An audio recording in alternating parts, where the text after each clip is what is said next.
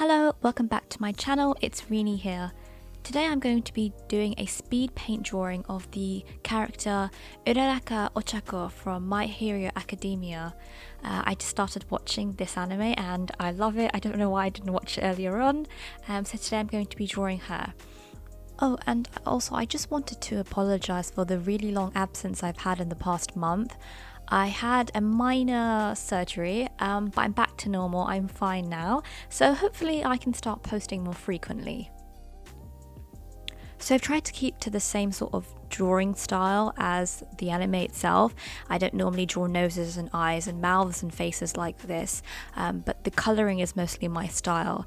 I hope you can tell. Because her superpower is the ability to make things levitate by touching them, I sort of wanted to encapsulate that with the movement of her hair and her pose and make it really fluid. To sketch and line my work, I'm using Paint Tool Sai, just because I feel like it has a much superior brush engine to Photoshop. You can change the stabilizers, which means you can get a really clean, smooth line. After I finish lining my work, I tend to add some weightings or line width variation. I just think this adds a bit more depth and interest to the picture, and I think this just really sort of polishes it off a little bit.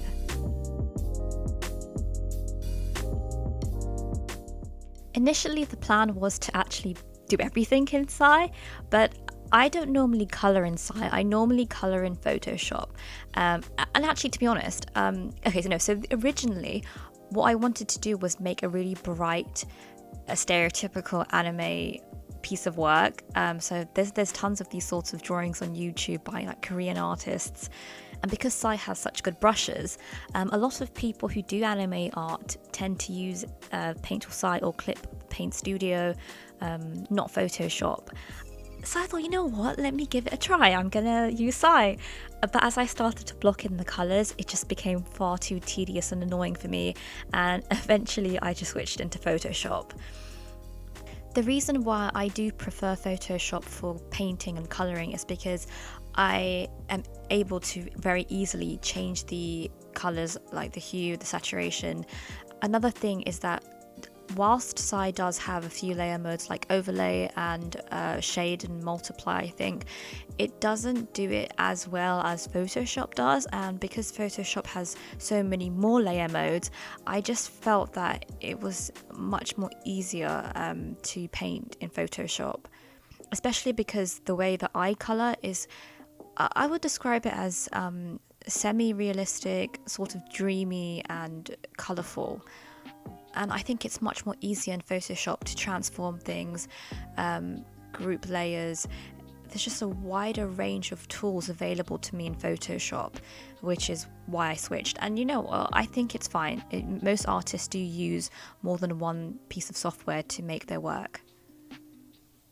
Okay, so because I didn't actually look at a reference picture as to what kind of result I wanted, I sort of just went head in first, and the colours ended up being way too bright. Okay, so what I normally do, and I feel like probably a lot of other artists do, is depending on the feel of the picture that I want, I will set my background colour accordingly. So if I want a very desaturated picture, I will set my background colour to be a grey, and then when I paint, I will pick colours relative to that grey. So if I want a bright painting, I will pick a very saturated colour as a background and then paint like that, which is what I did, and it just got too bright. The colours just became oversaturated, and I think when that happens, the picture looks very flat and uninteresting. You need a contrast between greyish muted colours and those bright colours, and because I had essentially blocked in quite a fair bit of shadow, I didn't want to start painting from scratch again, so I was utilising the different layer modes to see if I could sort of bring it back down to a desaturated state, which is how I normally paint, and then I add bright colours on top. I was just really determined not to let the hours that I had spent on this painting go to waste. So yeah, I don't really have much to say about this. When I color in, I tend to use three different types of brushes, and they aren't fancy or special. They are the basic Photoshop brushes, which you can find in most programs. They are the normal hard round brush, a big soft airbrush, which I do vary the hardness of depending on the shadow that I'm painting, and sometimes I choose to use the hard brush that is tapered off at the end, both on size and opacity, and I vary the hardness on that too. So yeah, nothing really fancy. And I blend by just constantly using the color picker. One thing that I also do is I duplicate the line art layer and I blur it, and that sort of gives it a soft look to it. I think, again, like I think that having too crisp of a line art sort of makes the work look too digital. I don't know, sort of too amateurish. So I do blur things out quite a bit. I do want to quickly point out that if you haven't noticed already, overlay layers are practically my best friend. I use them all the time for deepening shadows in an interesting way, and also simulating lighting effects like sunlight. I don't know if these little tips are helping anyone, but I thought I'd just throw that in there.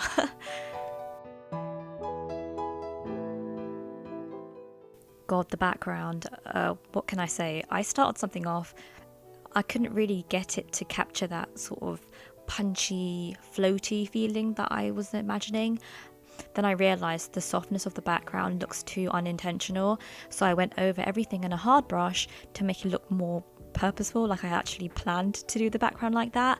And I also changed the font because, I don't know, I wasn't really feeling it.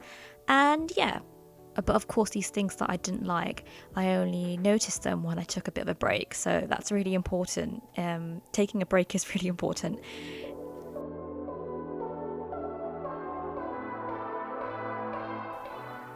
Oh, Gravity is her hero name because it's a combination of her name and gravity, because she can levitate.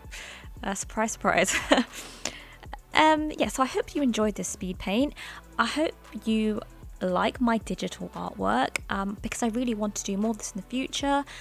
I know I've been away for a really long time, so I'm kind of stumped for ideas. Let me know in the comments below what you'd like to see next. Thank you for watching, and thank you for being so patient.